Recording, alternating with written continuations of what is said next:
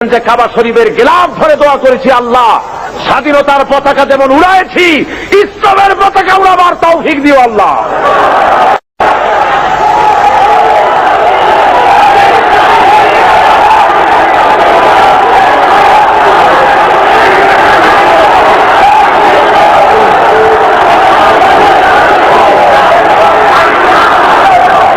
সুতরাং ভাইয়ের আমার, আজকে 4 দিন ধরে বা 5 দিন ধরে আপনাদের সামনে কোরআনে কারীমের যে কথা বলা হলো, এই কথা অনুযায়ী নিশ্চয়ই আপনারা বুঝতে পেরেছেন ইসলাম ছাড়া অন্য কোনো পথ নাই। সমাজতন্ত্রের স্পষ্ট কথা ভালো করে মুখস্থ করে যান। কমিউনিজমের সাথে মুসলমানের সংঘর্ষ ছাড়া আর কিছুই হতে পারে না। সমাজতন্ত্রের সাথে কমিউনিজমের সাথে মুসলমানের ইসলামের কোনো মিতালি কিয়ামত হয়ে যেতে পারে।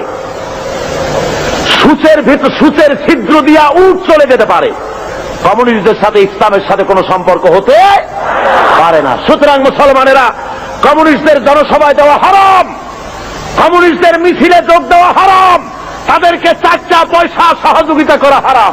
যারা বলেন কি ও মুসলমানেরা, কমিউনিস্টদের কোন সহযোগিতা তোমরা করবে? কারা করবে না হাত উঁচু করে দেখাও। হাত নামান, হাত নামান, হাত নামান।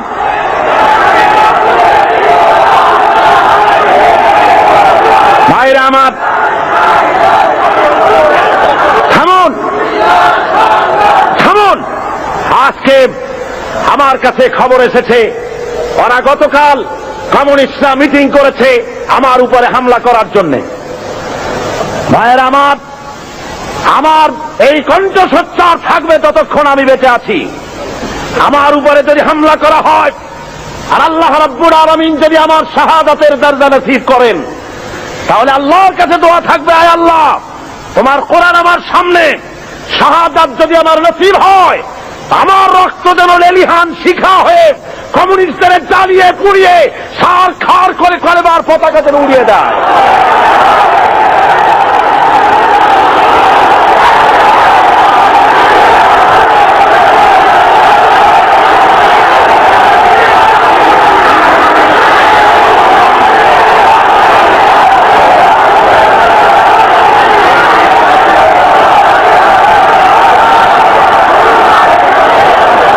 ভাইরা আমার, আল্লাহ রাব্বুল আলামিন সাফ করে বলেছেন, জমিন হলো আল্লাহর, এই জমিনে আপনারা কোরআনের রাজ কায়েম করার জন্য প্রস্তুত আছেন?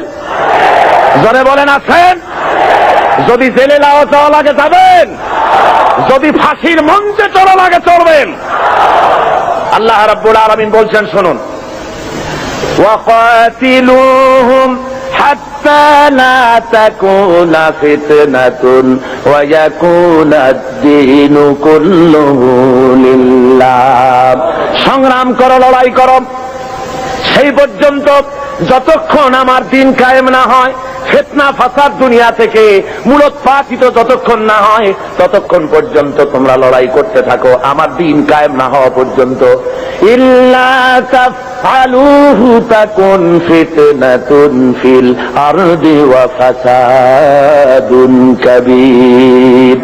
তাকুন ফিতনাতুন ফিল আরদি ওয়া ফাসাদুন কাবীর। যদি এই সংগ্রামে লিপ্ত না হও, যদি এই জিহাদে শরীক না হও, তাহলে বিরাট ভাঙন আর বিপর্যয় তোমাদের জন্য চলে আসবে। সুতরাং এই ময়দানে তোমাদের আসতে হবে। এটা হলো শাহাদাতের ময়দান। এই ময়দানে আসতে পরে আল্লাহর দিন কায়েমের জন্য যদি চেষ্টা করেন, তাহলে রক্ত দেওয়া লাগে, জান দেওয়া লাগে, মাল দেওয়া লাগে। কবি বলতেছেন, ইয়ে শাহাদাত গাহে উলফত মে কদম রাখনা, লোগ সমঝতে হ্যায় আতা হ্যায় মুসলমান হোনা। লোকেরা মনে করে মুসলমান হওয়া খুব সহজ। না, মুসলমান হওয়া সহজ নয়। আল্লাহর দ্বীন জমিনে কায়েমের জন্য এটা শহীদ ঈদগাহ। এ ময়দানে রক্ত দিতে হয়। কি দিতে হয়? আর সেই রক্ত নয়, সে মৃত্যু নয়, সে মৃত্যু হলো জীবন। সে মৃত্যুর নাম কি? সে মৃত্যুর নাম কি? আল্লাহ রাব্বুল আলামিন শাহাদাতের মওতকে এত বড় বরকতপূর্ণ মর্যাদা পূর্ণ করেছেন। শহীদি মৌত যদি কারো নসিব হয়ে যায় তাহলে সে মৌত পিঁপড়ায় কাটা যন্ত্রণার চাইতে আর বেশি কিছু হয় না। মানুষ মরে যাবে, শহীদি মৌত যদি নসিব হয়ে যায় মরার সঙ্গে সঙ্গে এদিকে মরবে আর ওদিকে আল্লাহ রাব্বুল আলামিনের সঙ্গে দিদার নসিব হয়ে যাবে। এই ময়দানে কাজ করতে আসবেন, অস্ত্রপাতির প্রয়োজন নাই, জনসংখ্যা বেশি দেখার দরকার নাই। আল্লাহ বলেছেন ঈমান যদি মজবুত হয় তাহলে তোমার যা দরকার আমি দিয়া দিব। ইন তানসুরুল্লাহ ইয়ানসুরকুম, তুমি যদি আল্লাহর মদদ করো আল্লাহ তোমাকে সাহায্য করবেন। তার মানে হলো তোমরা যদি ইসলামের সাহায্য করো আল্লাহ তোমাকে সাহায্য করবেন। জোরে বলেন সুবহানাল্লাহ। আল্লাহর সাহায্য করো, ইসলামের সাহায্য করো, তোমাকে আল্লাহ সাহায্য করবেন। তাওহীদ কি আমানত सीनों में है हमारे, আল্লামা ইকবাল বলেন তাওহীদ কি আমানত सीनों में है हमारे, मुमकिन नहीं मिटाना नाम निशान हमारा। একাত্মবাদের আমানত আছে সিনার মধ্যে। আমরা ভয় পাই না কাউকে, যেহেতু আমরা কাপুরুষ নই, আমরা মর্দে মুমিন। আমরা কারা বলুন? ভয় পাই না। সুতরাং আমাদের অস্তিত্ব মাটি থেকে মিটিয়ে দেওয়ার ক্ষমতা কারো নাই। হযরতে সাদ বিন আবি ওয়াক্কাস রাদিয়াল্লাহু তাআলা আনহু পারস্যের বহরাস নগর অবরোধ করে নদী পাড়ি দিয়ে চলে যাবেন, নদীর উপরে আফ্রিকার ভূখণ্ডে চলে যাবেন ইসলাম প্রচার করার জন্য। 60,000 মুসলমান সাহাবীর সাথে। হযরতে সাদ বলছেন, এই মুসলমানেরা, দরিয়া পার হওয়ার কোন ব্যবস্থা নাই, তো এখন তোমরা কি ইসলামের এই পর্যন্ত রাখবা না আফ্রিকায় নিয়ে যাবা? মুসলমানেরা বলল, আপনার যা হুকুম করবেন ইসলামকে, ইসলামের আওয়াজকে ছড়িয়ে দেওয়ার জন্য আমরা সে হুকুম মানতে রাজি আছি, আফ্রিকার ভূখণ্ডেও যাব। হযরতে সাদ বলেন, তোমরা আমার সঙ্গে তাহলে পড়ো, নাস্তাঈনু বিল্লাহি ওয়া নাতাওয়াক্কালু আলাইহি, হাসবুনাল্লাহু নি'মাল ওয়াকিল, নি'মাল মাওলা ওয়া নি'মান নাসীর। পড়েন সবাই, নাস্তাঈনু বিল্লাহি ওয়া নাতাওয়াক্কালু আলাইহি, হাসবুনাল্লাহু নি'মাল ওয়াকিল, নি'মাল মাওলা ওয়া নি'মান নাসীর। হযরতে ইতিহাসের মধ্যে লেখা রয়েছে, হযরতে সাদ রাদিয়াল্লাহু তাআলা আনহু এই কথা বলে নিজের ঘোড়ার পৃষ্ঠে সওয়ার হয়ে দরিয়ার উপরে ঝাঁপায় পড়লেন। পিছনে যত সাহাবী ছিলেন, মুসলমান ছিলেন, সবাই ঝাঁপায় পড়লেন। দরিয়ার ভিতর থেকে তারা পাড়ি দিয়ে ওপরে চলে গেলেন। একটা ঘোড়াও হারায় গেল না, একটা লোকও হারায় গেল না, স্রোতে কাউকে ঠেলে দিল না। ওপার ওঠার পর সেনাপতি জিজ্ঞেস করেন, ও মুসলমানেরা, কারো কোনো জিনিস হারায় গেছে নাকি? একজন বলল, আমার পানির পেয়ালাটা তুফানের ধাক্কায় কোথায় পড়ে গেছে সেটা তো পেলাম না। হযরতে সাদ বলেন, মুজাহিদের কোন জিনিস কেউ ছিনিয়ে নিতে পারে না, আল্লাহ রাব্বুল আলামিন তোমাকে সেটা ফেরত দিবেন বলে আমি আশা করি। এই কথা তিনি বক্তৃতা করতেছেন, এমন সময় লক্ষ্য করা গেল তুফানের আঘাতে একটি বাটি এসে তাদের সামনে পড়ে গেল। আল্লামা ইকবাল রহমতুল্লাহ আলাইহ এই ঘটনা লিখতে গিয়ে লেখেন, দশত দশত হ্যায় দরিয়া ভি না ছোড়ে হামনে, দশত দশত হ্যায় दरिया भी न छोड़े हमने, बहर जुल्मत में दौड़ा दिए घोड़े हमने। প্রান্তর তো প্রান্তর, অন্ধকার ঘোর কৃষ্ণ রজনীতে শ্রাবণের খরস্রোতা নদীর উপরে ঘোড়া দাবড়িয়ে আফ্রিকার ভূখণ্ডে আমরা ইসলামের পতাকা তুলেছি। আমরা সেই মুসলমান। আফ্রিকার গভর্নর গ্রেগরিয়াস মুসলমানদের থাকার জায়গা করে দিলেন পাহাড়ের কাছে, জঙ্গলের কাছে, যাতে করে মরতে সুবিধা হয়। জঙ্গলের ভিতরে বাঘ আছে, সিংহ আছে, মুসলমানদের খাইয়ে ফেলবে, যুদ্ধ করা লাগবে না, বিনা যুদ্ধেই কেল্লা ফতে। এই চিন্তা করে ওখানে থাকতে দাও। হযরতে সাদ একটা মেম্বার তৈরি করলেন, ওই মেম্বারের উপরে দাঁড়িয়ে জঙ্গলের দিকে লক্ষ্য করে বললেন, সন্ধ্যা ঘনায় এসেছে। হযরতে সাদ ঘোষণা করলেন, ইয়া আইয়াতুহাল হাসারাত والسباع نحن أصحاب رسول الله صلى الله عليه وسلم فإننا نازلون فمن وجدنا بعده فارجعوا فإننا نازلون فمن وجدنا بعده قتلناه। হযরতে সাদ ঘোষণা করে দিলেন, হে জঙ্গলের হিংস্র প্রাণীরা, আমরা আল্লাহ রসুল মুহাম্মদ সাল্লাল্লাহু আলাইহি ওয়াসাল্লামের সাহাবী, এখানে আমরা রাত কাটাবো। আমি ঘোষণা দিলাম, যত হিংস্র প্রাণী আছো এই এলাকা থেকে সরে যাও। আমার এই ঘোষণার পরে কোন হিংস্র প্রাণী যদি সামনে পাই, তরবারি দিয়ে তার ফয়সালা করব। আফ্রিকার জঙ্গলি মানুষেরা মনে করলো পাগলেরা কয় কি, মানুষের কথা কি জঙ্গলি প্রাণীরা শোনে নাকি? ইতিহাস সাক্ষী দেবে কিয়ামত পর্যন্ত। হযরত সাদের এই ঘোষণার সঙ্গে সঙ্গে দেখা গেল সিংহের লাইনে সিংহ, বাঘের লাইনে বাঘ, সাপের লাইনে সাপ, যার যার ডিম আর বাচ্চা মুখে নিয়ে মিলিটারি লাইনের মতো ফলিন হয়ে সব এই এলাকা ছেড়ে অন্যত্র চলে গিয়েছে। মুসলমান, আমরা সেই জাতি যারা এই পৃথিবীর বুকে আল্লাহর দেওয়া বিধান কায়েমের জন্য যারা ময়দানে কাজ করেছে। আল্লামা ইকবাল কি সুন্দর করে বলছেন, খিয়াবানে মুনতাজির থে লালা কব সে, খিয়াবানে মুনতাজির থে লালা কব সে, তবা চাহিয়ে ইসকো খুনে আরব সে। সেই কবে থেকে ফুলের কড়িটা প্রস্ফুটিত হওয়ার অপেক্ষায় প্রতীক্ষামান, কবে থেকে অপেক্ষা করতেছে একটু বাতাসের ধাক্কা লাগবে আর ফুলের কুড়িটা ফুলে যাবে।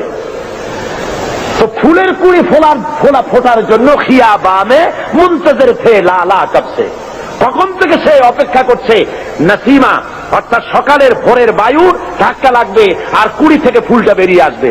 আল্লামা ইকবাল বলেন, ফুলের জন্য ধাক্কা দরকার বাতাসের, কুড়ি থেকে বেরিয়ে আসার জন্য, পর্দা ফেটে প্রস্ফুটিত হওয়ার জন্য। আমি মুসলমান আল্লাহর ফুল, আমাকে প্রস্ফুটিত হওয়ার জন্য ভোরের বাতাসের দরকার নাই। আমার জন্য দরকার বদরের, ওহদের শহীদের রাঙা একটা জামার দরকার। ওই শহীদের রক্ত ভেজা জামা যদি আমার গায়ে দেওয়া হয়, সারা বিশ্বে আমি বিস্ফোরিত হয়ে পড়ব।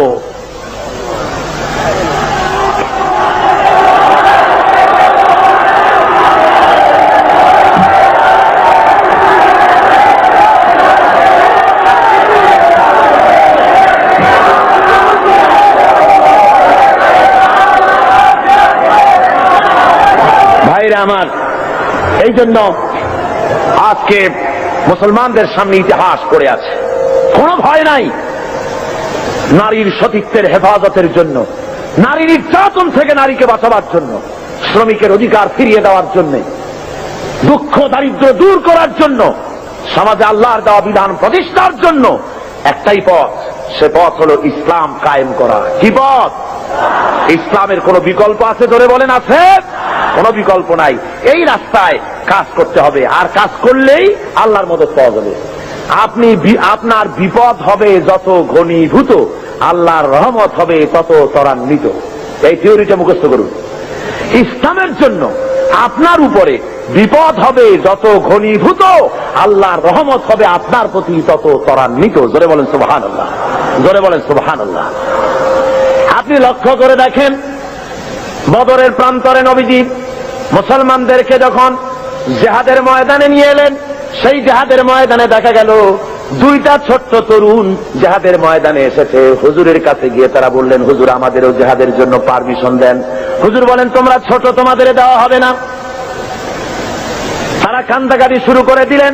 আল্লাহর নবী বললেন, তোমাদের ভিতরে যার গায়ে শক্তি বেশি তারে নেওয়া হবে। দেখি দুইজনে একটু দস্তাদস্তি করো, দেখি কার গায়ে শক্তি বেশি। দুইজনে দস্তাদস্তি শুরু করে দিলেন। একজন হলেন মুআজ, আর একজন হলেন মুআওয়াজ। মুআওয়াজ ছোট, মুআজ হলো বড়। হযরতে মুআওয়াজ ছোট সাহাবী, তিনি বলেন, মুআজের কানে কলে বলে, ভাই তোমার গায়ে তো শক্তি বেশি, আমারে তো তুমি সহজেই ফেলে দিতে পারবা, আর তুমি জিহাদে চলে যাবা। ও ভাই, তোমার কাছে আমি অনুরোধ করি, যেমনে পারো অন্তত একটিবার ভান করে তুমি আমার তলে পড়ে গিয়ে আমি জিতেছি এটাও প্রমাণ করে দিয়ে জিহাদে আমাকে শরীক হওয়ার সুযোগ দিও। রাসূল পাক সাল্লাল্লাহু আলাইহি ওয়াসাল্লাম এই দৃশ্য দেখে হুজুরের চোখের কোণায় পানি এসে গেল। আহা, ইসলামের জন্য এই তরুণ ময়দানে এসেছে। পারমিশন হুজুর দিয়ে দিলেন, লড়তে নেমেছেন ময়দানে। আমি বাতিলকে দুনিয়া থেকে মিটিয়ে দেওয়ার জন্য কামান বন্দুক দরকার না, ইমানি শক্তি দরকার। কিসের শক্তি দরকার? ইমানি শক্তি। হযরতে মুআওয়াজ সিংহ শাবকের মতো ঝাঁপিয়ে পড়েছেন। হযরত আব্দুর রহমান বিন আউফ রাদিয়াল্লাহু তাআলা আনহু তিনি বলেন, দুটো যুবক তরুণ ছেলে দেখে আমি আশ্চর্য হলাম। বড় বড় বীরেদের মধ্যে এই ছোট ছেলেরা আসলো কেন?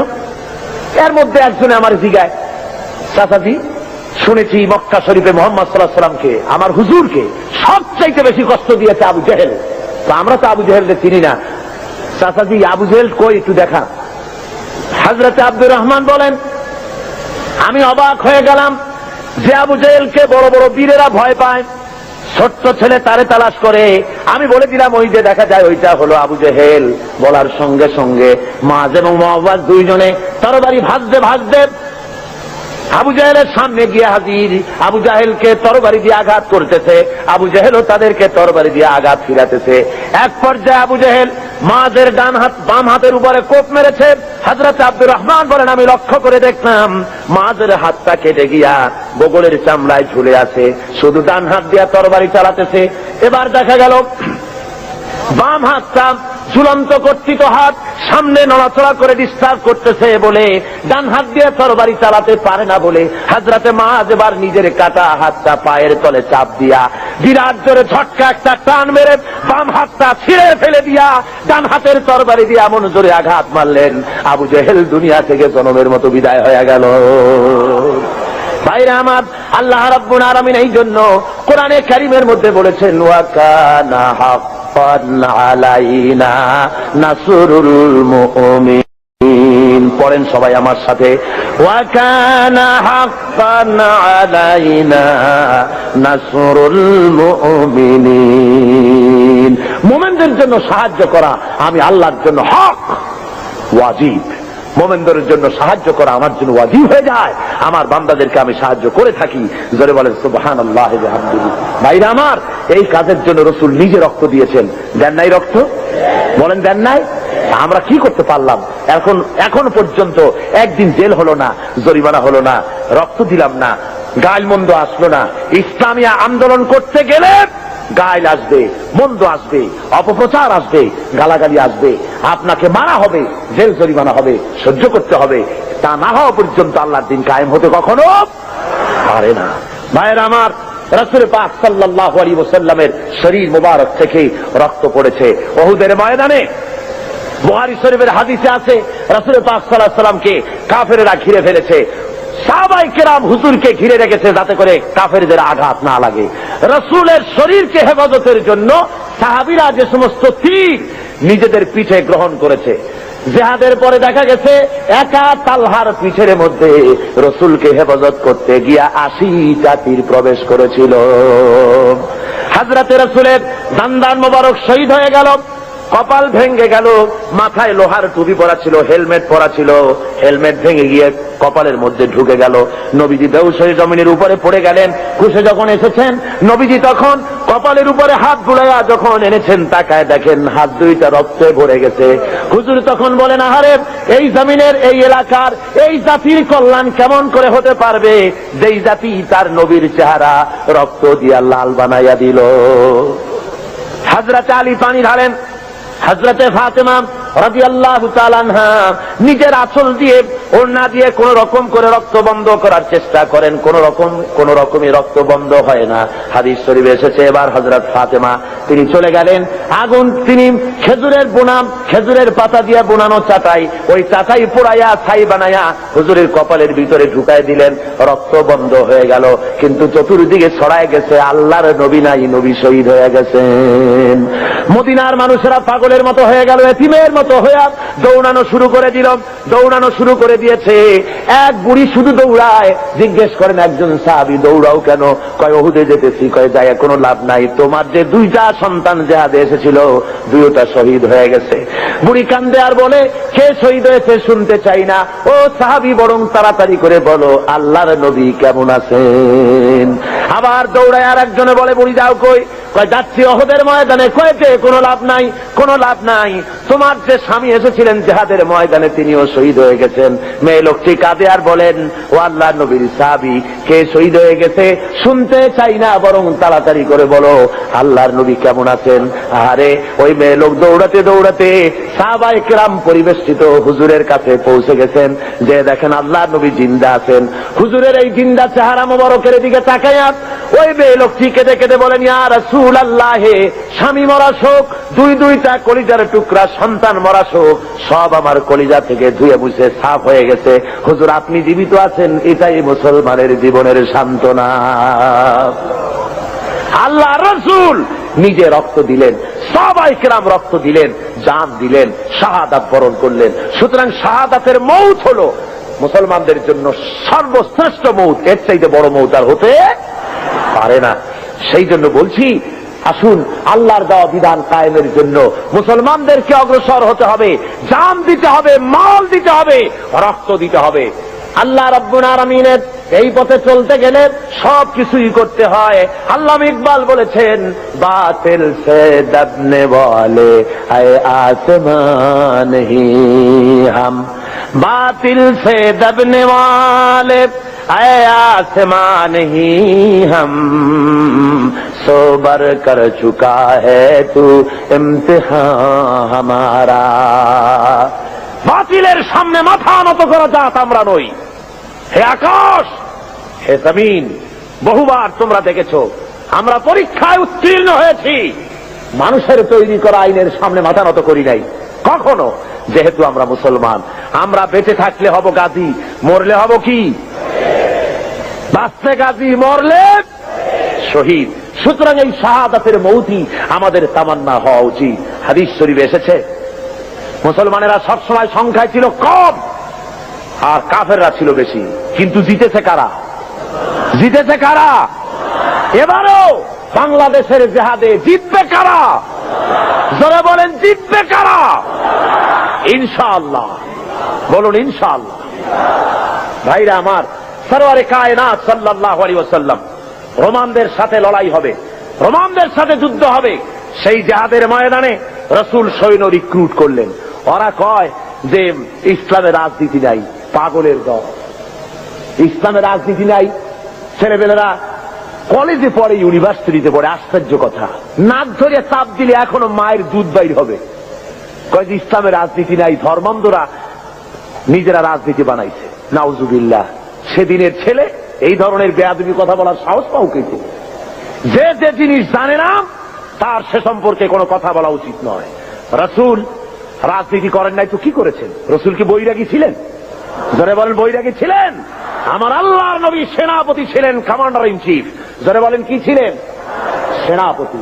আমার নবী প্রেসিডেন্ট ছিলেন, তো পরিচালনা করেছেন, অর্থনীতি দিয়েছেন, সমাজনীতি দিয়েছেন, সৈন্য রিক্রুট করেছেন। মেরাজের ঘটনা বলতে গিয়ে আল্লাহ রাব্বুল আলামিন বলতেছেন, সুবহানাল্লাযী আসরা বিআবদিহি লাইলাম মিনাল মাসজিদিল হারামি ইলাল মাসজিদিল আকসা।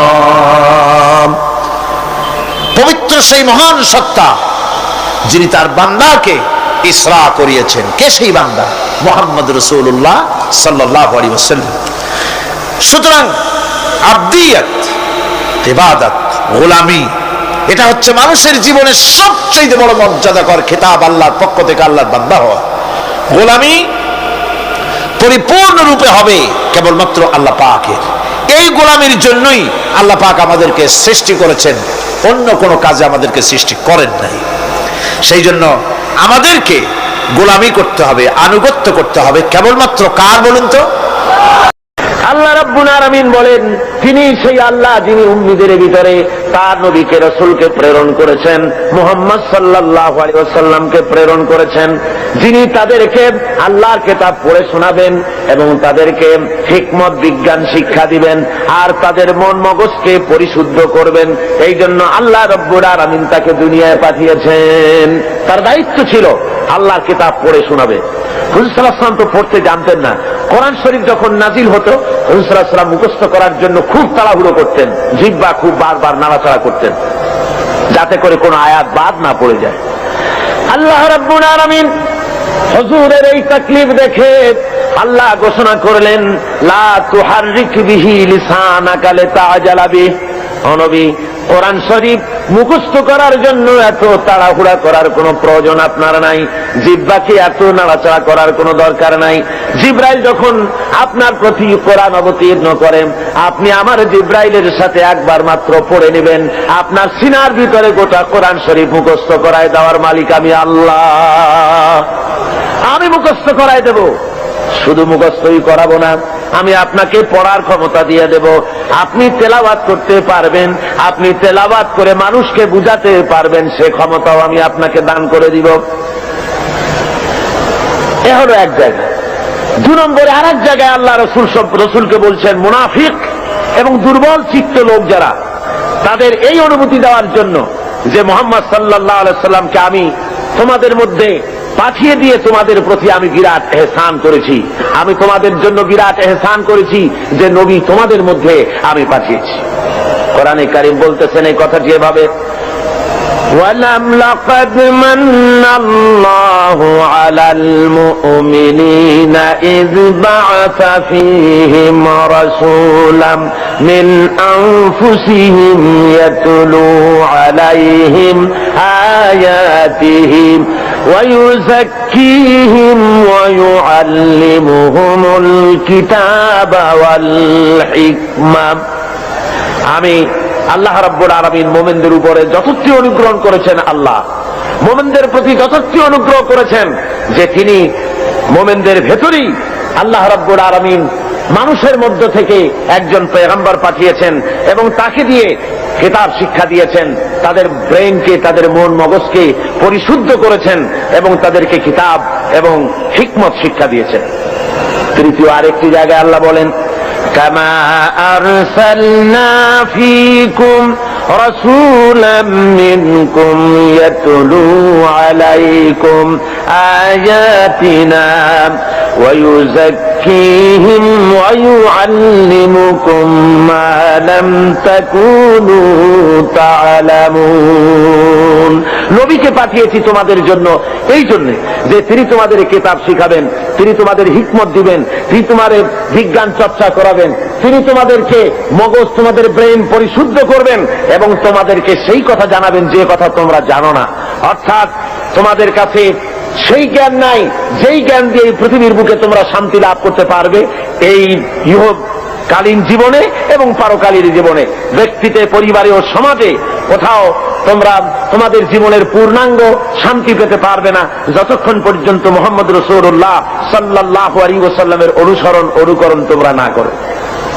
ভাইরা আমার, সরওয়ারে কায়নাত সাল্লাল্লাহু আলাইহি ওয়াসাল্লাম তিনি তার নিজের জীবনকে মানুষের সামনে তুলে ধরেছিলেন। তার চরিত্র ছিল কোরআনের চরিত্র। মুহাম্মদ সাল্লাল্লাহু আলাইহি ওয়াসাল্লামের চরিত্র কিসের চরিত্র ছিল বলুন? হযরতে আয়েশা সিদ্দিকা রাদিয়াল্লাহু তাআলা আনহার খেদমতে কিছু বহিরাগত সাহাবী এসে জিজ্ঞেস করেছিলেন, মা আয়েশা, আপনি আমাদেরকে বলেন হুজুর সাল্লাল্লাহু আলাইহি ওয়াসাল্লামের চরিত্র কেমন, তার আখলাক সম্পর্কে আমারে কিছু শোনান। হযরত আয়েশা বলেন, ওগো সাহাবীরা, তোমরা কি কোরআন শরীফ পড়ো নাই? ওনারা বললেন, হ্যাঁ কোরআন পড়েছি। হযরত আয়েশা বলেন, মুসলমানেরা, তোমরা যদি কোরআন শরীফ পড়ে থাকো, কোরআন যদি তোমরা পড়তে জেনে থাকো, তাহলে রাসূলের চরিত্র জানার জন্য আমার কাছে কেন এলে? যেটা কোরআন শরীফ তার বাস্তব নমুনা যদি দেখতে চাও তাহলে আল্লাহর নবী মুহাম্মদ রাসূলুল্লাহর দিকে তাকায় দেখো। জোরে বলেন সুবহানাল্লাহ। তার মানে হলো যেটা কোরআন শরীফ সেইটাই মুহাম্মদ সাল্লাল্লাহু আলাইহি ওয়াসাল্লাম। কোরআন শরীফ নড়তে পারে না, কোরআন শরীফ হাঁটতে পারে না, কোরআন শরীফ কথা বলতে পারে না, কোরআন শরীফ কাগজের মধ্যে লিপিবদ্ধ একটি কিতাব। কেউ যদি আসল কোরআন দেখতে চায়, কেউ যদি চলমান কোরআন দেখতে চায়, তাহলে সে যেন মুহাম্মদ সাল্লাল্লাহু আলাইহি ওয়াসাল্লামকে দেখে নেয়।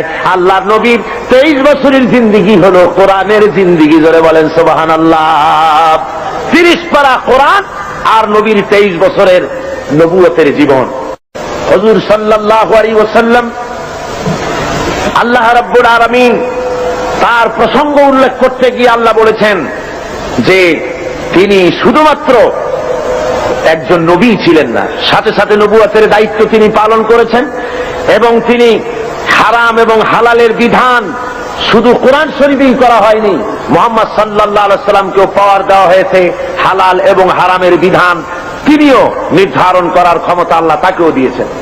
কোরআন শরীফ বলতেছে, ইয়ামুরুহুম বিল মারুফি ওয়া ইয়ানহাহুম আনিল মুনকার ওয়া ইউহিল্লু লাহুমুত তাইয়্যিবাতি ওয়া ইউহাররিমু আলাইহিমুল খাবাইস।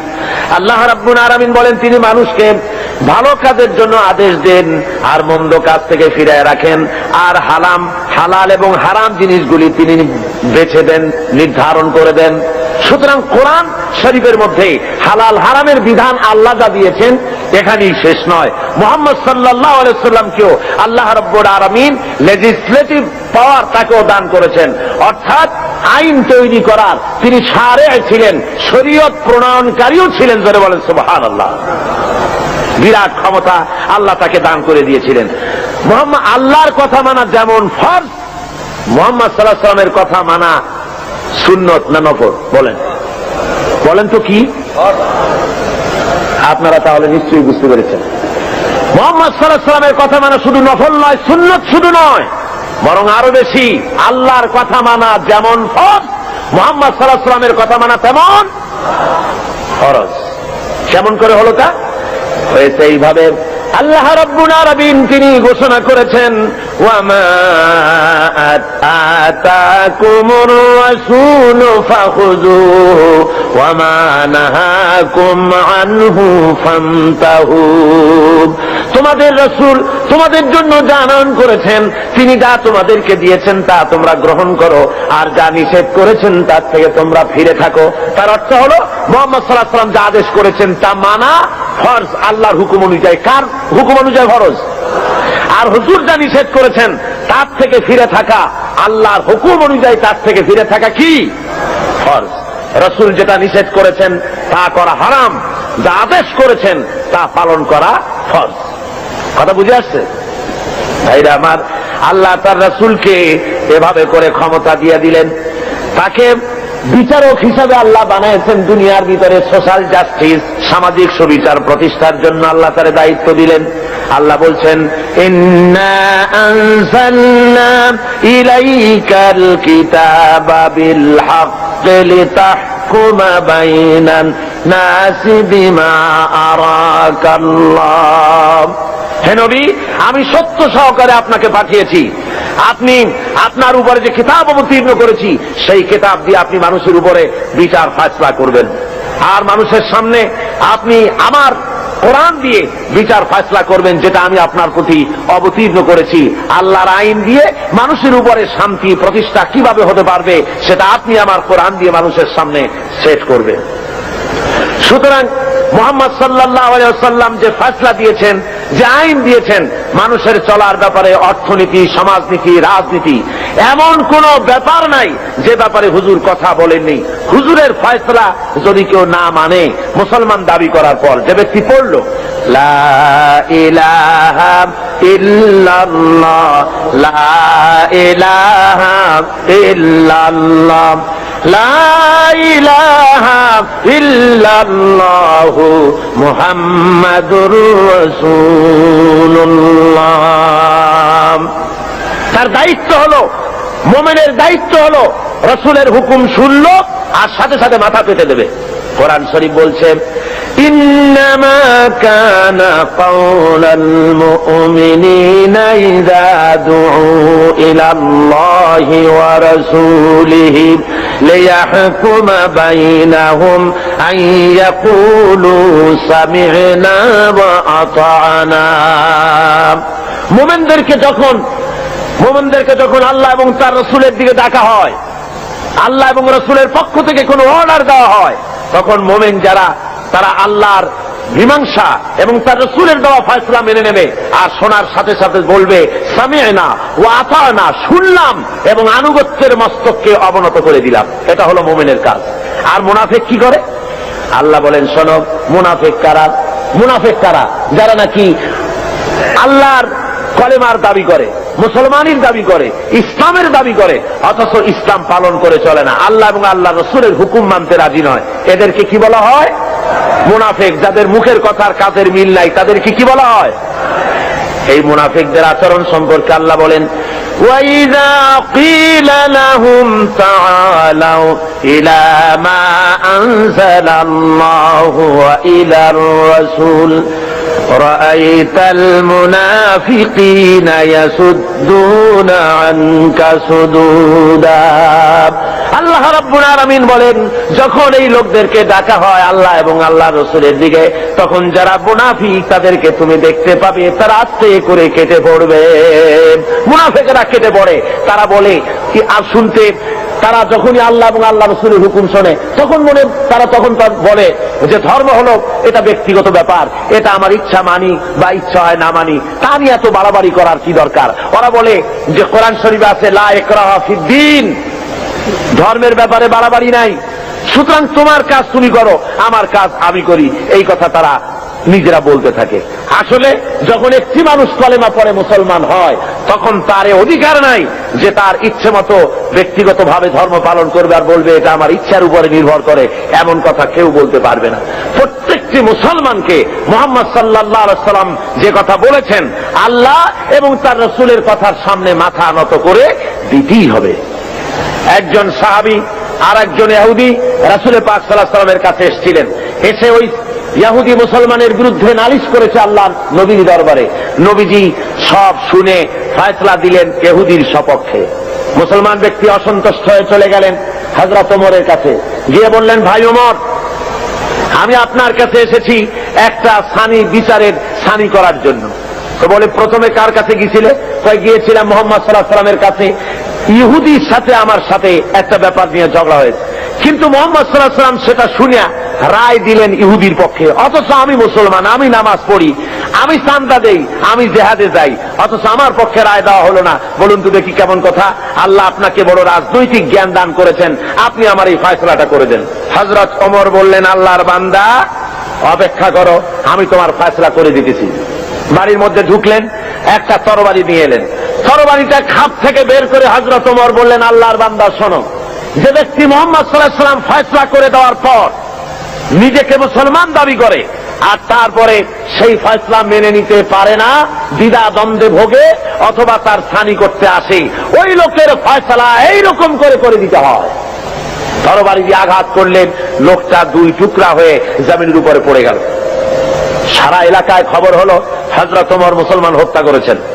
ভাইরা আমার, আল্লাহ রাব্বুল আলামিন বলে দিলেন, কোরআনে কারীমের আয়াত নাযিল হয়ে গেল, ফালা রাব্বিকা লা ইউমিনুনা হাত্তা ইউহাক্কিমুকা ফীমা শাজারা বাইনাহুম সুম্মা লা ইয়াজিদু ফী আনফুসিহিম হারাজাম মিম্মা কাদাইত ওয়া ইউসাল্লিমু তাসলিমা।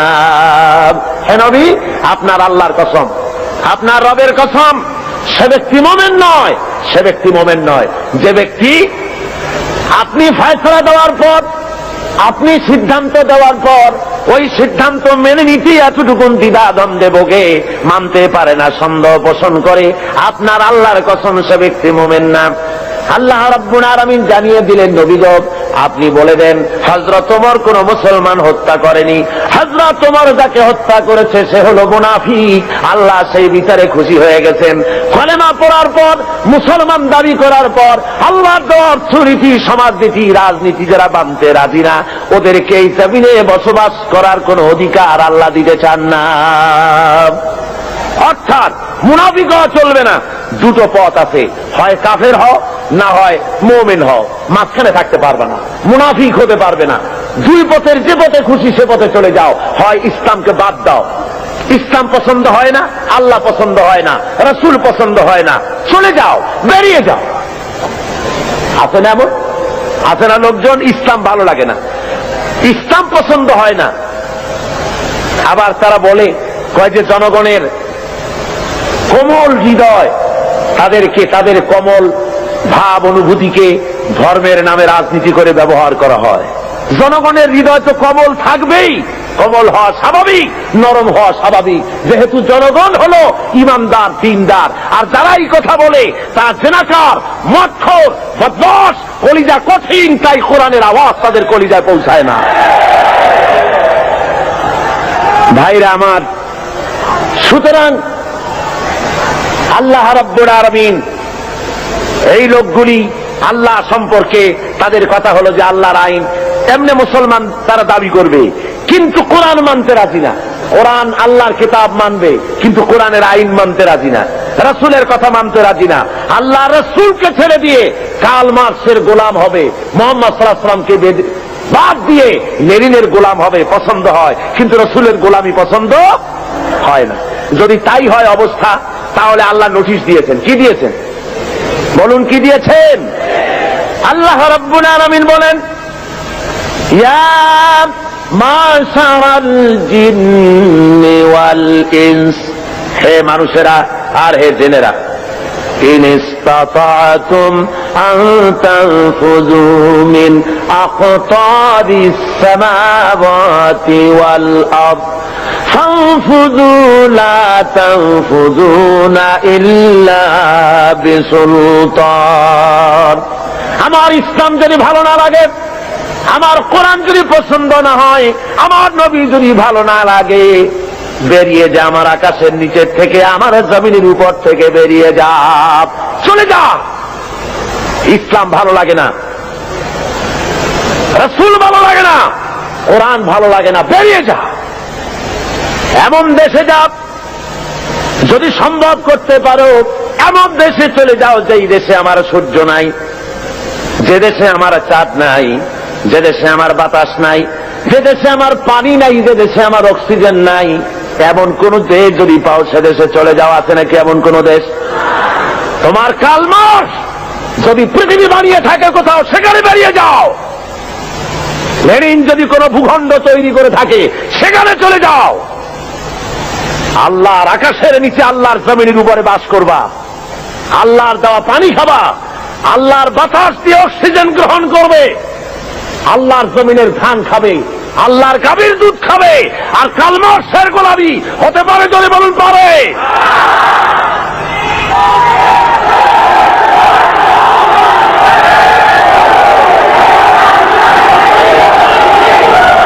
ভাইরে আমার, রাসূলে পাক, রাসূলে পাক জোরে বলেন সাল্লাল্লাহু আলাইহি ওয়াসাল্লাম স্পষ্টভাবে ঘোষণা করেছেন, লা ইউমিনু আহাদুকুম হাত্তা ইয়াকুনা হাওয়াহু তাবআন লিমা জিতু বি। আল্লাহর কসম, তোমাদের মধ্যে কেউ ঈমানদার হতে পারবে না।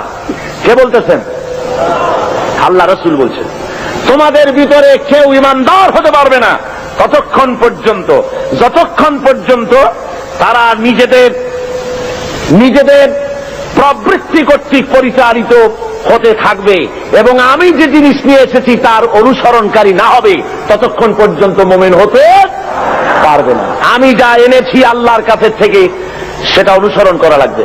আমি যে অর্থনীতি দিয়েছি, রাসূল যে অর্থনীতি দিয়েছেন, রাসূল যে সমাজনীতি দিয়েছেন, রাসূল যে রাষ্ট্রনীতি দিয়েছেন, রাসূল যে পথ দেখিয়েছেন, এই পথ যদি না মানে, রাসূল বলেছেন, কখনো মুমিন হতে পারবে না। কে বলেছেন? আল্লাহর নবী বলেছেন। সুতরাং মুমিন মুসলমান যারা, তাদেরকে আল্লাহর দেওয়া বিধান অনুযায়ী আল্লাহর রাসূলের আনুগত্যের সামনে মাথা নত করে দিতে হবে। কি জন্য দিতে হবে? আল্লাহর হুকুম অনুযায়ী। আল্লাহ রাব্বুল আলামিন বলেন, ওয়া মা আরসালনা মির রাসূলিন ইল্লা লিয়ুতা'a বিইذনিল্লাহ। আমি যে রাসূলই পাঠিয়েছি তাকে আনুগত্য করার জন্যই পাঠিয়েছি, আর তা আল্লাহর হুকুমে। নবীর আনুগত্য করতে হবে, এটা কার হুকুম? বলুন জোরে, কার হুকুম? নবীর আনুগত্য করতে হবে আল্লাহর হুকুমে। আল্লাহ রাব্বুল আলামিন বলছেন, মান ইউতি'র রাসূলা ফাকাদ আতা আল্লাহ। যে ব্যক্তি রাসূলের আনুগত্য করলো, সে আল্লাহর আনুগত্য করলো। যে রাসূলের আনুগত্য করলো, সে কার আনুগত্য করলো?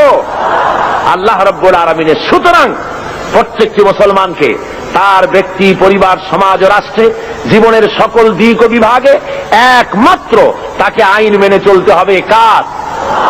আল্লাহ এবং তার রাসূলে পাক সাল্লাল্লাহু আলাইহি ওয়াসাল্লামের পথ তাকে অনুসরণ করে চলতে হবে। এই জন্য আল্লাহ বলছেন, আতিউল্লাহ ওয়া আতিউর রাসূল।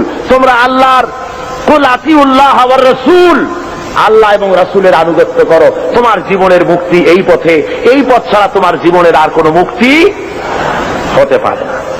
আজকে মানুষের জন্য অর্থনৈতিক মুক্তি, লোকেরা মনে করে ইসলাম হলো একটি ধর্ম মাত্র। ইসলাম কি? শুধুমাত্র একটি ধর্ম, এই কথা ছড়ানো হচ্ছে তথাকথিত প্রগতবাদী নাস্তিক্যবাদীর ধ্বজাধারীরা, তারা চতুর্দিকে ছড়াচ্ছে ইসলাম হলো শুধুমাত্র একটি ধর্ম, এতে আছে শুধু নামাজ রোজা হজ যাকাতের কথা, অর্থনৈতিক কোনো বক্তব্য নাই। সুতরাং ধর্মের দিক থেকে আমরা নামাজ রোজা ঠিকই করবো আল্লাহ, কিন্তু অর্থনৈতিক মুক্তির জন্য কার্ল মার্কসের কাছে যাওয়া ছাড়া আমাদের কোনো পথ নাই, সমাজতন্ত্র করা ছাড়া কোনো পথ নাই, এই কথা তারা বলে বেড়াচ্ছে এবং আমাদের যুবকদেরকে তারা সর্বনাশ করতেছে। বলুন ঠিক কিনা? আপনারা আমাকে বলেন, এই কোরআন শরীফে আল্লাহ কি অর্থনৈতিক বক্তব্য রাখেন নাই? রাজনৈতিক বক্তব্য নাই? সমাজনীতির বক্তব্য নাই? সব এর মধ্যে ভরা আছে। কিন্তু দুঃখের বিষয়, আমার কলেজ ইউনিভার্সিটির ছাত্রগুলি যারা ওখানে পড়াশোনা করছে তার একটি অংশকে আজকে তাদেরকে বিরুদ্ধে নিয়ে নেওয়া হয়েছে। তারা আমার ঘরের ছেলে, অথচ ইসলামকে তারা মুসলমানদের বলে ধর্মান্ধ। মুসলমানদের কি বলে? ধর্মান্ধ। আর ওরা হয়েছে প্রগতিবাদী, প্রগতিশীল। প্রগতি হওয়া যায়, ইসলামরে যত গালি দেওয়া যাবে, রসুলকে গালি দিয়ে যত কবিতা লেখা যাবে, ততই প্রগতিশীল হয়, ততই প্রগতিবাদী হয়। ঠিক কিনা কর? সুতরাং আপনার আমার ছেলেকে যারা ধ্বংস করলো, নষ্ট করলো, ওদের চেনার দরকার আছে না? যারা বলেন ওদের চেনার দরকার নাই? কারা আমার ছেলে নষ্ট করলো? আমার ওই ছেলে ইউনিভার্সিটি কলেজে আজকে যারা লেনিন এবং মার্কসের গোলাম হয়েছে, এই ছেলেগুলি তো আমার ছেলে ছিল, আপনার ছেলে ছিল, আমার ভাইয়ের ছেলে ছিল। এই ছেলেগুলিকে কারা নষ্ট করলো?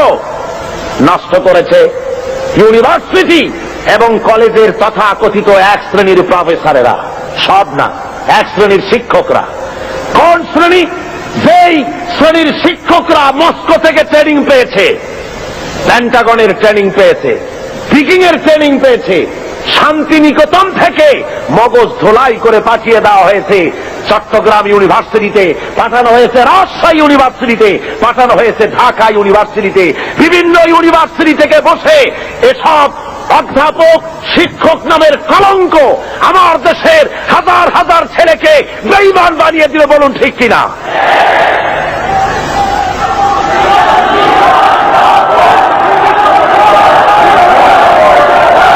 ভাইয়ের আমার, আজকে আমাদেরকে বুঝতে হবে, ওই ইউনিভার্সিটিগুলিতে যদি কোরআনে কারীম পড়ানো হতো, যদি রাসূলের হাদিস পড়ানো হতো, রাসূলের অর্থনীতি যদি পড়ানো হতো, ছেলেগুলি খারাপ হতো না, সব মুহাম্মদ সাল্লাল্লাহু আলাইহি ওয়াসাল্লামের অনুসারী হয়ে যেত। ঠিক কিনা বলেন? আল্লাহ রাব্বুল আলামিন কোরআনে কারীমের মধ্যে অর্থনীতি দিয়ে ভরপুর করে দিয়েছেন। সমস্ত কথা বলেছেন, শ্রমিকের ব্যাপারে কথা বলেছেন, কৃষকদের ব্যাপারে কথা বলেছেন। পুঁজিবাদকে ইসলাম আশ্রয় দেয়নি, বরং অর্থনৈতিক একটি সামাজিক সুবিচার, একটি সুষম বন্টন নীতির কথা আল্লাহ রাব্বুল আলামিন বলেছেন। এই পৃথিবীর সমস্ত সম্পদের আসল মালিক কে? জোরে বলুন কে? লিল্লাহি মা ফিস সামাওয়াতি ওয়া মা ফিল আরদ। পড়েন সবাই আমার সাথে, লিল্লাহি মা ফিস সামাওয়াতি ওয়া মা ফিল আরদ। আসমান আর জমিনের সব কিছুর একচ্ছত্র মালিকানা হলো আল্লাহর, কিন্তু আল্লাহ রাব্বুল আলামিন ওই মালিক আল্লাহর সম্পদ থেকে কাউকে কাউকে এর মালিক এর কিছু সময়ের জন্য রক্ষক বানায় দেন, কিছু সময়ের জন্য আমানতদার বানায় দেন। যার কাছে যতটুকু জমি আছে, টাকা আছে, সম্পদ আছে, এগুলি তার কাছে আমানত মাত্র। আল্লাহ কোরআনে কারীমের মধ্যে বলেন, ওয়ানফিকু মিম্মা জাআলাকুম মুস্তাখলাফিনা ফি। আল্লাহ যে সব ধন সম্পদ তোমাদেরকে দান করেছেন, এর প্রতিনিধি বানাইছেন, তোমরা তার থেকে আল্লাহর রাস্তায় খরচ করো। এর দ্বারা বোঝানো হচ্ছে ধন সম্পদের আসল মালিক আল্লাহ, তোমার কাছে কিছুদিনের জন্য আমানত রাখা হয়েছে। আর ওই ধনীদেরকে বলা হয়েছে, ওয়াল্লাযীনা ফি আমওয়ালিহিম হাক্কুম মা'লুমুন লিস-সাইলি ওয়াল মাহরুম। ধনীদের সম্পদের মধ্যে গরিবদের অধিকার আছে। আল্লাহ রাব্বুল আলামিন বলছেন ধনীদেরকে যে গরিবরা তোমার করুণার পাত্র নয়, বরং তোমাদের সম্পদে আছে তাদের অধিকার, সে অধিকার তোমরা আদায় করে দাও। এবারে আল্লাহ রাব্বুল আলামিন এভাবে করে কোরআনের মধ্যে বারবার এই কথা বলেছেন, ওয়ানফিকু মিম্মা রাযাকনাকুম, আমি তোমাদেরকে যে রিজিক দান করেছি তার থেকে তোমরা খরচ করো গরিব জনসাধারণের জন্য। প্রশ্ন উঠলো, হে রাসূল কি খরচ করব? আল্লাহ জবাবটা শিখাই দিলেন, ইয়াসআলুনাকা মাযা ইউনফিকুনা কুলিল আফওয়া। আল্লাহ রাব্বুল আলামিন বলেন, নবী হে, আপনাকে প্রশ্ন করা হয় কি খরচ করব, আপনি বলে দেন প্রয়োজনের অতিরিক্ত জিনিস আল্লাহর রাস্তায় খরচ করে দাও, যেটা তোমার কাজে লাগছে না, তোমার ব্যক্তিগত এবং তোমার পরিবারের জন্য রেখে বাকি জিনিসটা তুমি আল্লাহর রাস্তায় মানুষের জন্য, গরিবদের জন্য খরচ করে দাও। তিরমিজি শরীফের হাদিসের মধ্যে এসেছে, আল্লাহ রাসূল বলেছেন, মানুষের প্রত্যেকটি আদম সন্তানের খাওয়া পড়া, শিক্ষা, চিকিৎসা, বাসস্থান, এই জিনিসগুলির গ্যারান্টি আল্লাহ রাব্বুল আলামিন দিয়ে থাকেন, ইসলামী সরকার দিয়ে থাকে। ইসলাম অর্থনৈতিক নিরাপত্তার জন্য যেসব ব্যবস্থা গ্রহণ করেছে তার সবচেয়ে বড় কথা হলো সমাজের কর্মক্ষম ব্যক্তি যারা কাজ করতে পারে না তাদের রুজির জন্য তারা পরিশ্রম করবে, যারা কাজ করতে পারে তারা পরিশ্রম করবে, এটা হলো ইসলামের কথা। কোরআনে কারীমের মধ্যে সূরা জুমায় একথা বলা হয়েছে, فَإِذَا قُضِيَتِ الصَّلَاةُ فَانتَشِرُوا فِي الْأَرْضِ وَابْتَغُوا مِنْ فَضْلِ اللَّهِ وَاذْكُرُوا اللَّهَ كَثِيرًا لَعَلَّكُمْ تُفْلِحُونَ। আল্লাহ রাব্বুল আলামিন বলেন, নামাজ পড়া যখন হয়ে গেল, ফাইযা কুদিয়াতিস সালাত ফান্তাশিরু ফিল আরদ, নামাজ পড়া যখন হয়ে গেছে এখন আর ঘুমায় থেকো না, বেরিয়ে যাও, কলে কারখানায়, খেতে খামারে, অফিসে আদালতে কাজ করো। জোরে বলেন সুবহানাল্লাহ।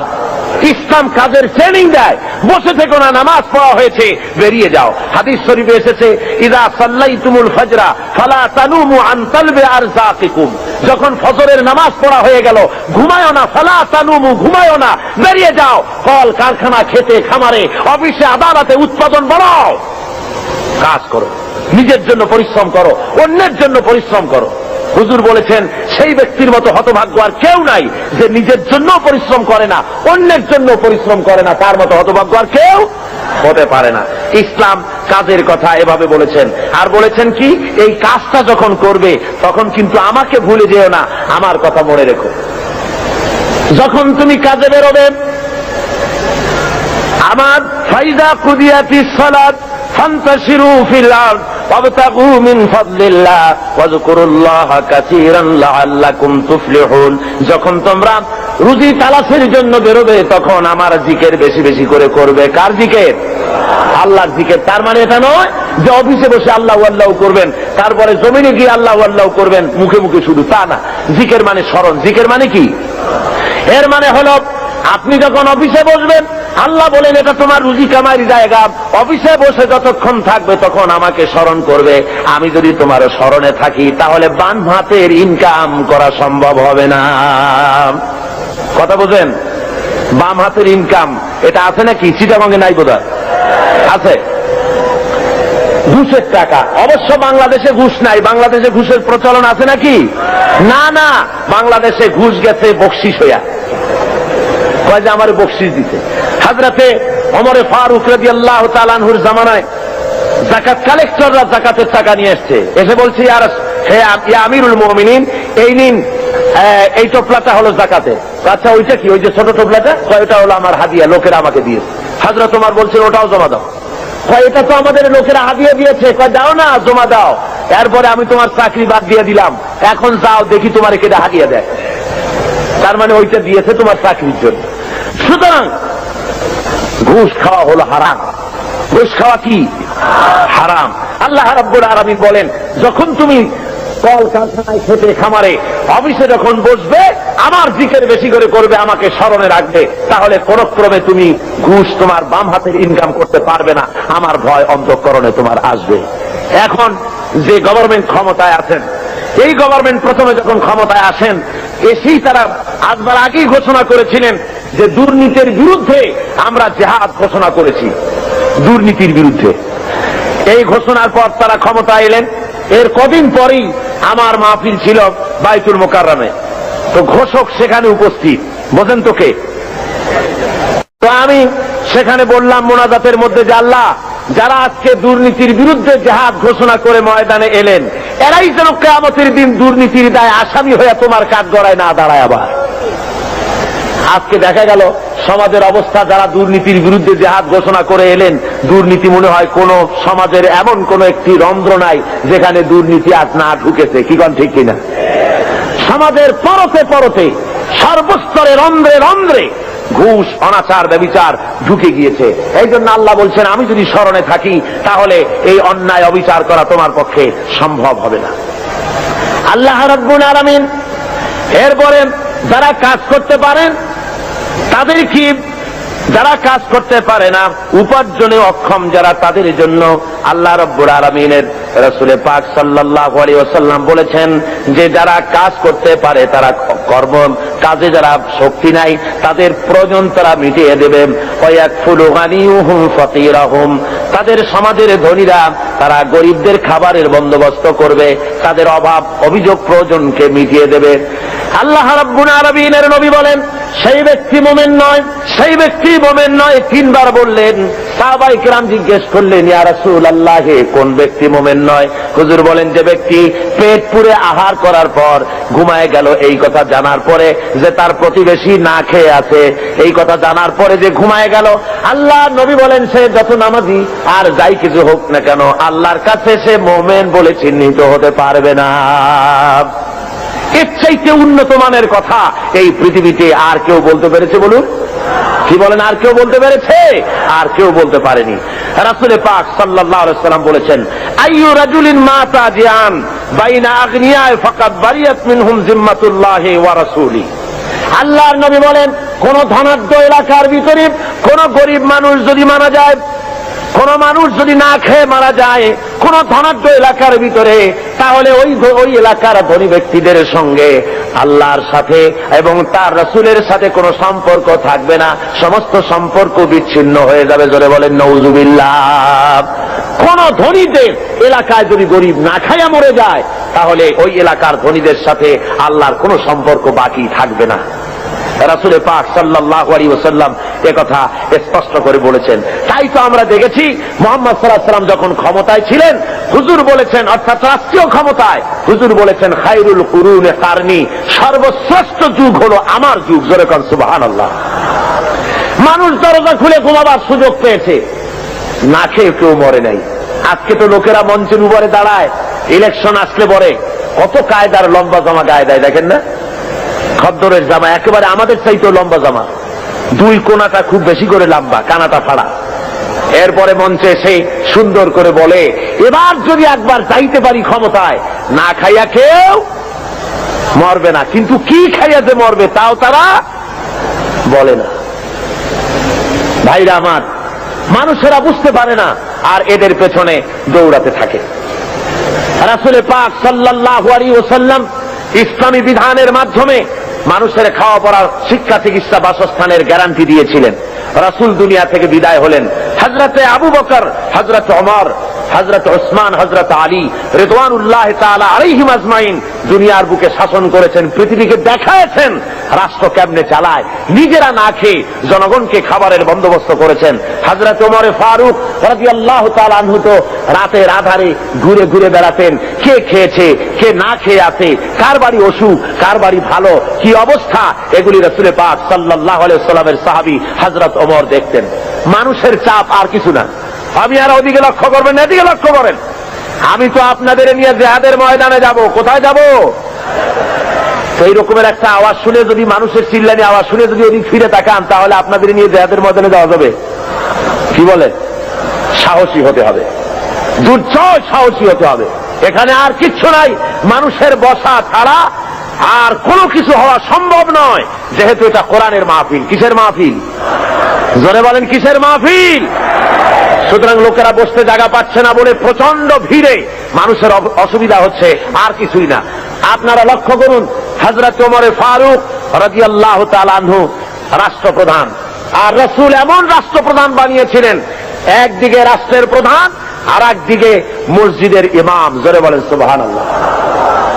রাষ্ট্রপ্রধান তিনি হবেন, সেই এলাকার সবচাইতে বড় মসজিদে ইমামতিও তাকে করতে হবে, সে যোগ্যতা থাকা লাগবে। আমাদের দেশে রাষ্ট্রপ্রধান যত আসছেন, যদি শোনা যায় যে উনি আজকে বাইতুল মুকাররমে ইমামতি করবেন, মুসল্লি পাওয়া যাবে একটাও? কি বলেন, পাওয়া যাবে নাকি? হসপিটালের রুগীরা যদি শোনে যে ডাক্তার নাই, ইঞ্জিনিয়াররা আসছে চিকিৎসা করার জন্য, রুগী থাকবে একটাও? পাও ভাঙ্গা রুগীও হসপিটালের জানালা ভাঙ্গা বাইরে পড়বে ভয়তে, যে কোন জায়গার ইঞ্জেকশন কোথায় করে তার তো ঠিক নেই। সুতরাং লোকেরা বলবে, আল্লাহ এমন প্রেসিডেন্টের পিছনে নামাজ পড়া থেকে আমাকে রক্ষা করো, আমাদের বাঁচাও। রাসূল বানিয়েছিলেন এমন, যিনি হবেন রাষ্ট্রপ্রধান, তিনি হবেন মসজিদের কি ইমাম, তিনি অর্থনীতির ইমাম, তিনি গোটা দেশের ইমাম। একদিকে ইমাম, আর একদিকে স্পিরিচুয়াল ওয়ার্ল্ড, অর্থাৎ আধ্যাত্মিক জগৎ, ইলমে মারফতের শৈল শিখরে আল্লাহ তাকে আরোহণ করিয়েছেন হযরত ওমর। হযরত আলী রাদিয়াল্লাহু তাআলা আনহু, হযরত ওমর ফারুক রাদিয়াল্লাহু তাআলা আনহুর জামানায় খেলাফতের আমলে তিনি স্বপ্নে দেখছেন যেন মুহাম্মদ সাল্লাল্লাহু আলাইহি ওয়াসাল্লামের পেছনে তিনি ফজরের নামাজ আদায় করছেন মসজিদে নববীতে।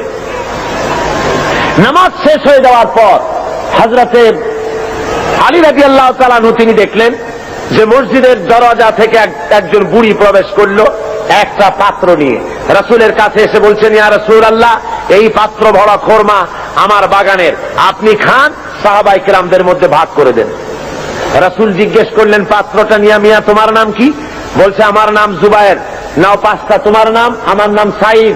নাও 7টা, তোমার নাম? জাবের। নাও 3টা, তোমার নাম? আমার নাম আবু সাঈদ খুদরি। নাও 6টা। এভাবে ভাগ করতেছেন। দিতে দিতে সর্বশেষ হযরতে আলী, হুজুর বলছেন তুমি কে? হযরত আলী বলেন, হুজুর আমি তো আলী। নাও 1টা। হযরত আলী হুজুরের কাছের থেকে খোরমা নিয়ে নিজের মুখের মধ্যে দিয়ে চিবোচ্ছেন। হযরত আলী স্বপ্নের ভিতরে রাসূলের দেওয়া খুরমার দানা মুখের ভিতরে দিয়ে চিবোচ্ছেন। এমন সময় কানের মধ্যে আজানের আওয়াজ চলে গেল, ফজরের আজানের, আসসালাতু খায়রুম মিনান নাওম। হযরত আলীর ঘুম ভেঙে গেল। তিনি ঘুমের থেকে জেগেছেন ঠিকই, কিন্তু মুখের ভিতরে রাসূলের দেওয়া খুরমার স্বাদ তার মুখের মধ্যে তখনও বিরাজমান।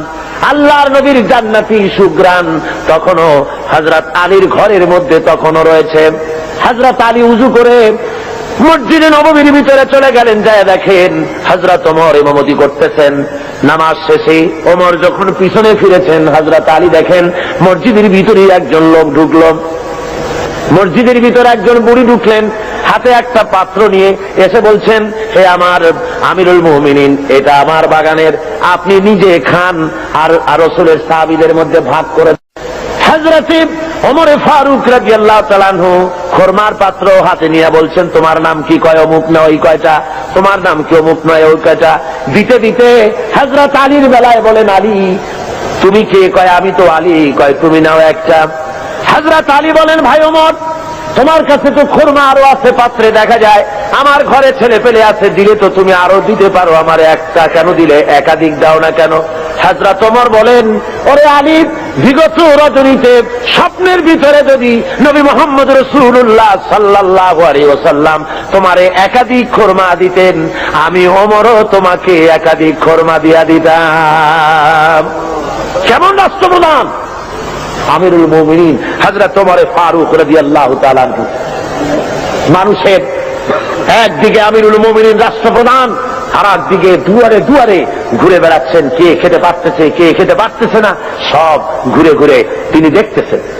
একবার তিনি এক মুসলমান বাহিনী, ইসলামী বাহিনী যুদ্ধ করতে গেছে, জিহাদের ময়দান থেকে ফিরে আসতেছে তারা, তিনি খবর নেওয়ার জন্য এগিয়ে গেলেন। খবর নেওয়ার জন্য এগিয়ে গিয়েছেন, প্রতিমধ্যে এক বুড়ির সঙ্গে দেখা। বুড়ি জিজ্ঞেস করেন, ভাই মিয়া, তুমি কি জানো হযরত ওমর কোথায় গেছে? হযরত ওমর পথে নিজের পরিচয় দেওয়া সঠিক মনে করলেন না। তিনি বললেন যে ওমর এই দিকে গেছে, নিজের দিকে দেখালেন। বুড়ি মনে করছে ওই দিকে গেছে।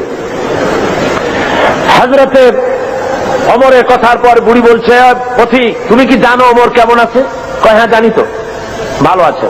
কয় তুমি তো বলছো ভালো আছে, আমি বলি ওমর নিপাত যাক। হযরত ওমর বললেন, মা তা কেন? কয় যে আমি আজকে 3-4 দিন পর্যন্ত বাইরের থেকে এসেছি, আমি মদিনার লোক না, তো আমি এখানে আছি, খলিফার কাছেও যেতে পারি না, আর আমিও আমার খাবার ঠিক মতো পাই না, সেই জন্য অসন্তুষ্ট হয়েছি যে তিনি বলেছেন ফোরাতের কূলে যদি একটি ছাগল একটি কুত্তাও যদি মারা যায় না খাইয়া, আমি ওমর দায়ী হব? তা আমি তো মানুষ, আমি তো খাবার পেলাম না, সেই জন্য আমি অসন্তুষ্ট হয়েছি। তারপরে হযরত ওমর বলছেন, বুড়িমা তুমি ওমরের উপরে খুব নারাজ হয়েছে দেখা যায়। তো হযরত ওমর তো খুব ব্যস্ত, যুদ্ধ চলতেছে বাইরে, আর সমস্ত জিনিস নিয়ে তিনি খুব ব্যতিব্যস্ত আছেন। তা তুমি কি হলে ওমরের প্রতি খুশি হও? বুড়ি বলছে, তোমাকে তো খুব ওমর ভক্ত লোক বলে মনে হয়, তা দাও তো দেখি আমাকে এতগুলো দিনার, তাহলে আমি খুশি হই। হযরত ওমর পকেটে হাত দিয়েছেন সে পয়সাগুলি বের করার জন্য। এমন সময় যে এলাকায় মুসলমানেরা যুদ্ধ করতে গিয়েছিলেন, সেই এলাকা থেকে তারা ফিরে এসে প্রতিমধ্যে হযরত ওমরকে দেখে বলছেন, আমিরুল মুমিনিন খলিফাতুল মুসলিমিন, আল্লাহ শুকর যে আল্লাহ আমাদেরকে জয়ী করেছেন। শুনে বুড়ি যখন শুনল যে আমিরুল মুমিনিন, সে ভয়তে থরথর করছে, সর্বনাশ, হযরত ওমরের সামনে আমি বলছি যে ওমর নিপাত যায়। বুড়ি তখন করজোরে বলছে, আমিরুল মুমিনিন আমি বুঝতে পারি নাই, ভুল করেছি, আপনার সামনে আপনার নিপাত কামনা করেছি, আমি বুঝি নাই, আমারে আল্লাহর হস্তে মাফ করে দেন। হযরত ওমর বলেন, বুড়ি মাফ করা লাগবে না, আমার উল্টা মাফ চেও না, বরং আমি মাফ চাই। তুমি বলার আগে আমি যে তোমার ক্ষুধার খবর নিতে পারি নাই, এই জন্য তুমি কিয়ামতের ময়দানে আল্লাহর দরবারে আমারে তুমি আসামি বানাইও না। ইসলাম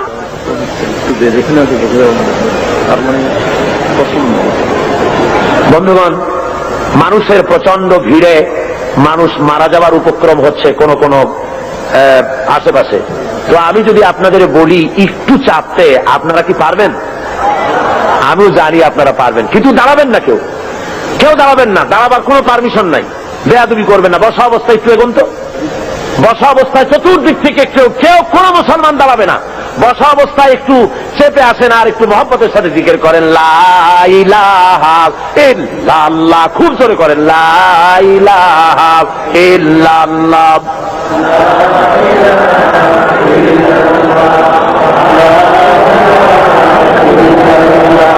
লা ইলাহা ইল্লাল্লাহ, লা ইলাহা ইল্লাল্লাহ, লা ইলাহা ইল্লাল্লাহ, লা ইলাহা। আরো জোরে করুন,